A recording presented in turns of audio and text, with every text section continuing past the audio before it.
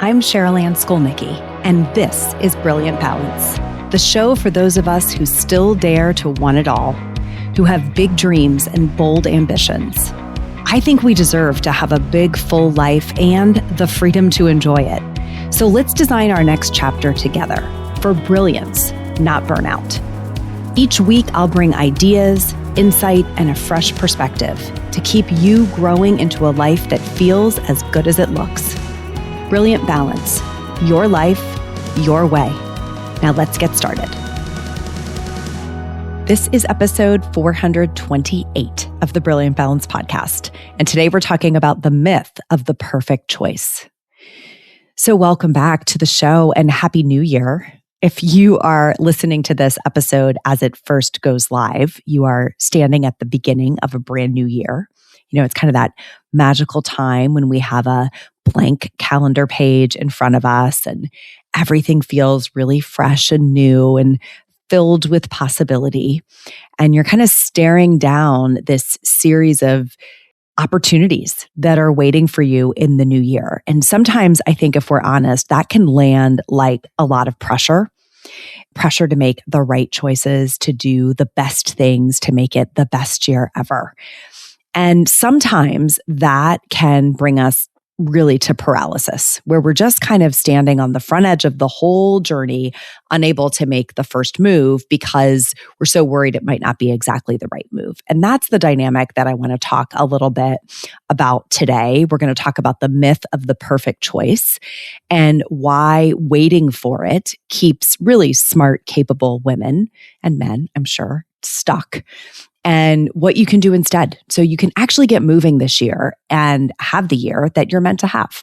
That's my wish for you, for sure, as we enter into this brand new year. So here's the pattern that I see over and over again. Perfectionism and procrastination kind of arrive together, you know, like dressed up as being thoughtful or strategic, right? And we tell ourselves things like, once I have more clarity, I'll start. Or I just need the right system, you know, the planner system or the organization system. Or if I choose the perfect first step, then everything else will unfold the way it's supposed to. And maybe we don't speak these things out loud, right? But they're kind of rolling around in our mind somewhere. So we wait. We just wait for that perfect moment to arrive. We stay like frozen at the starting line, telling ourselves that we're being so responsible by waiting to get it right. But we're not. And the truth that I want you to hear really clearly as we start this year is there is almost never a perfect choice.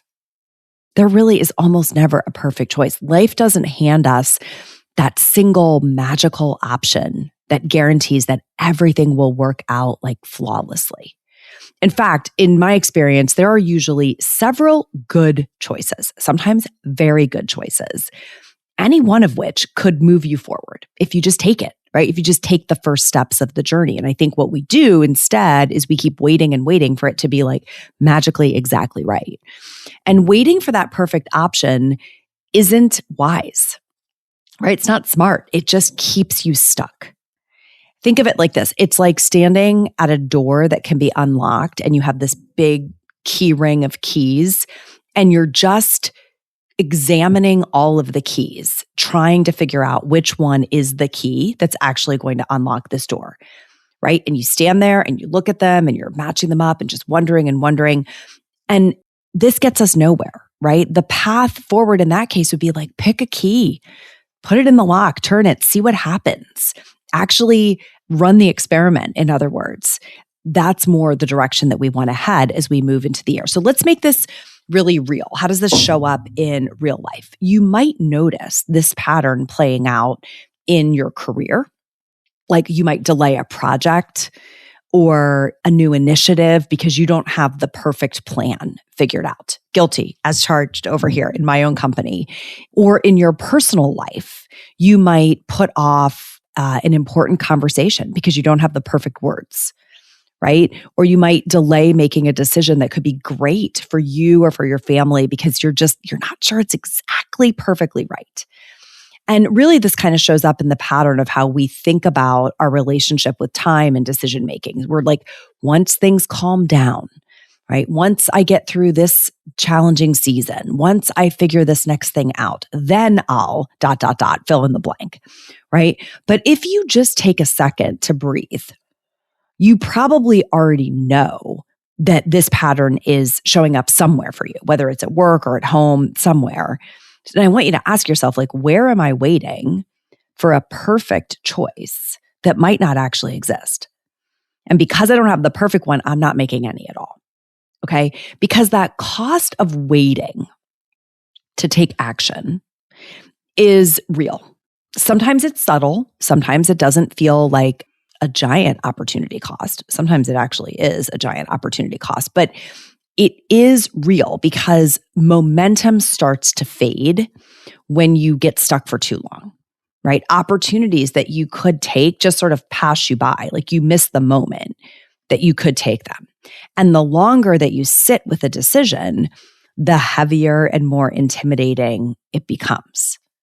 I have a child this year graduating from high school who will be making a decision about where he's going to go to college. That decision can feel very heavy. It can feel like your entire life depends on it. And it is my belief that there are actually a series of very good options. I tell my kids the story all the time that when I probably have told them the story more times than they care to listen to, that when I was graduating from college, I had a job offer to go work in New York City. I went to school in New York, and my first job was destined to be in New York City along with most of my classmates. And I decided I was going to take the summer off before I went to work. I had graduated early. I felt like, you know what? I'm going to take a few months to just enjoy life for a hot second here, catch my breath, and I'll start work at the end of the summer.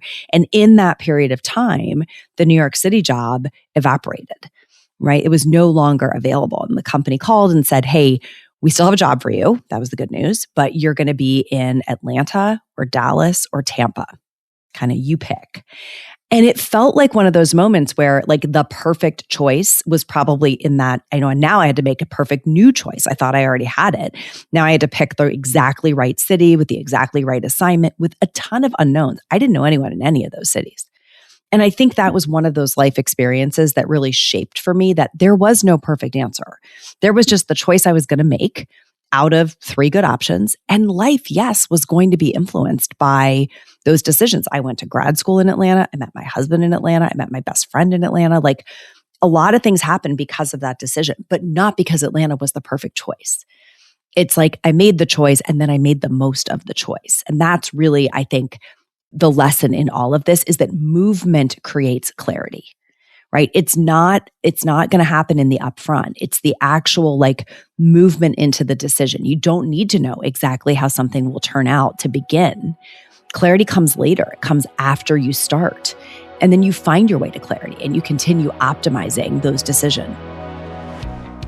Did you know that beyond hosting this podcast, I also directly support women leaders at the intersection of work and life?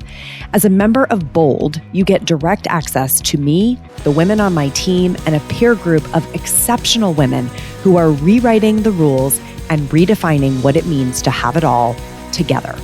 Go to brilliant-balance.com/bold to learn more and apply for your spot today. So here's a simple framework for how you might think about this if you're looking at choices and decisions and you're just not sure what one to make. The first is to just recognize the myth, right? The whole mythology around perfect choices. Notice when you are waiting for perfection and name it, right? We just got through the holiday season. I definitely go through this in holiday gifting. There is a perfect gift that I want to find for this person, right? And I will make myself crazy trying to find that perfect gift instead of recognizing there are a series of things here that could be very good. We're going to get one and move on, right? So recognize the myth and notice when you're waiting for perfection. Second is to identify those good options. List a few good paths forward instead of trying to frame it as there's one and only one. And when you have those options in front of you, it allows you to get to the third step, which is pick one and start, right? You give yourself permission to act, even if it's imperfect, because the momentum beats like paralysis every single time. anything that you can do to get yourself into momentum is going to win, because then you have a chance to do the fourth step, which is to steer as you go, to adjust once you're in motion, right? You really don't need to see the whole map to take the first step. You need to lay your options out and say, I'm going to pick this one, and then I'm going to optimize. Often you can change your mind.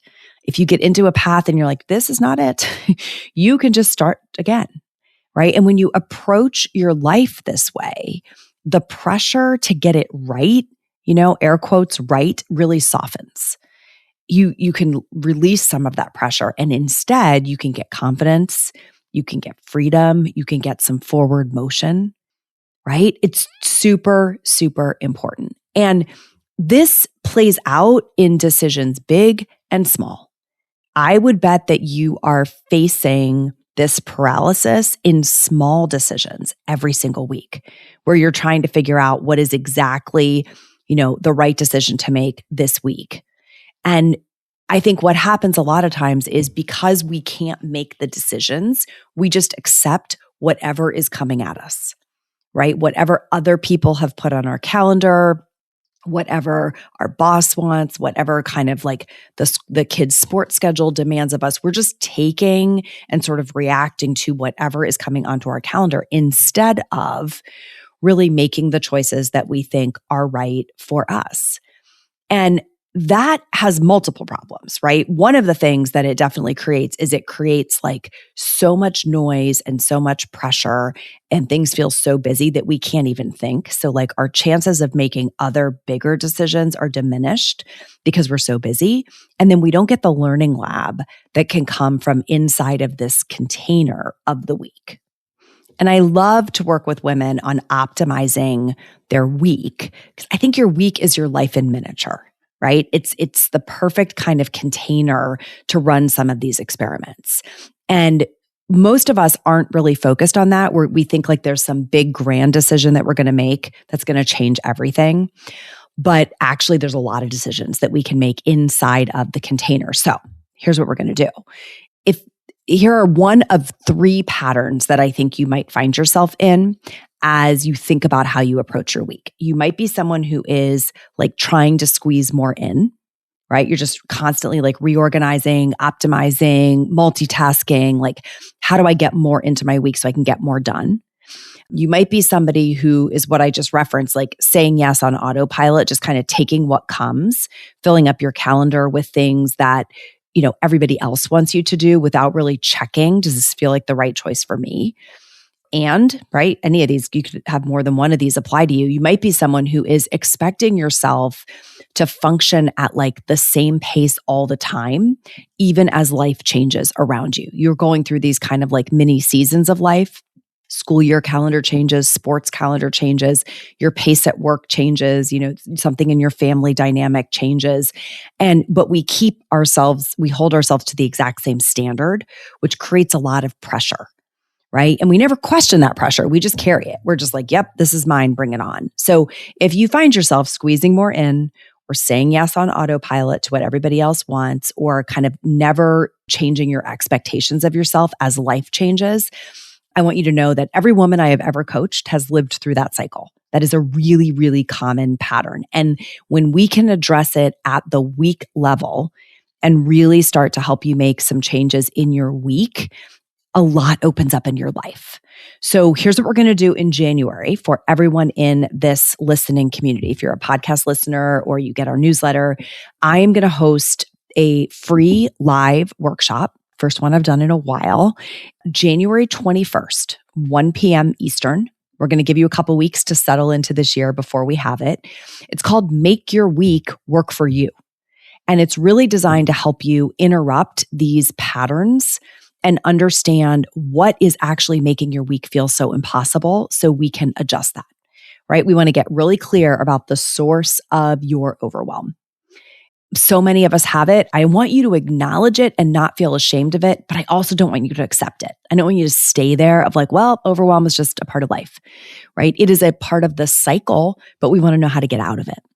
And I want you to learn in this workshop how to create space in your week without having to do more to get it, And I very importantly want you to have a practical approach to running your week that you can use immediately, right? So there's a lot of good in here that I want to share that has made a huge difference in my life, a huge difference in the lives of many women who I've coached.